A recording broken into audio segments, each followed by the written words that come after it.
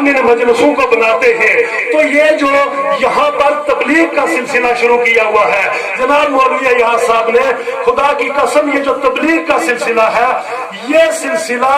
اصل میں قرآن مقدس کا اصلی حکم یہ فریضہ ہے، یہ عام فریضہ جو ہے یہ تبلیغ کا، جس فریضے کو انجام دینے کے لیے اللہ نے اپنے نبی بھیجے۔ جب سارے نبیوں کی نبوت دنیا سے جو ہے وہ پردہ ہو گئی، اللہ کے محبوب تشریف لائے، جب اللہ کے محبوب دنیا سے تشریف لے جاتے ہیں تو پھر یہ جو ظاہری تربیت اور باطنی تربیت کا جو سلسلہ ہے، پہلے ایک نبی خود ظاہری بھی اور باطنی بھی تربیت فرمایا کرتے تھے، جب نبیوں کو بظاہر دنیا سے پردہ جو ہے انہوں نے کیا تو پھر یہ دو گروہ ہمیں اللہ تعالیٰ نے دے دیے، ایک ہے اولیاء کاملین کا جو باطنی تربیت کے لیے، جو روحانی تربیت کے لیے، جو ایمانی تربیت کے لیے، جو ہمارے ایمان اور اعمال کو جو ہے دنیا میں محفوظ رکھ کے رب کی بارگاہ میں پہنچانے کے لیے ایک وہ گروہ ہے، اور دوسرا علماء حق کا گروہ ہے جو ظاہری شریعت پر چلانے کے لیے، قرآن پڑھانے کے لیے، شریعت پر چلانے کے لیے،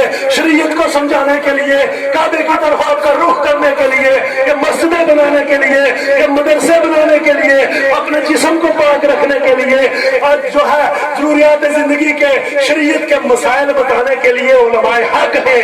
اور ان ہمارے اعمال کو قبول کروا کے رب کی بارگاہ میں پہنچانے کے لیے اولیاء کاملین ہیں۔ ہمیں یہ دونوں گروہوں کے ساتھ چلنا ہے۔ جو خالی آدمی یہ کہے کہ ہم ولیوں کے ساتھ تو چلتے ہیں، قرآن کے ساتھ بغاوت کرتے ہوئے نظر آئے، شریعت کی مخالفت کرتے ہوئے نظر آئے، شریعت کی توہین کرتے ہوئے نظر آئے، تو وہ بھی مارے جائیں گے۔ کیوں کہ قرآن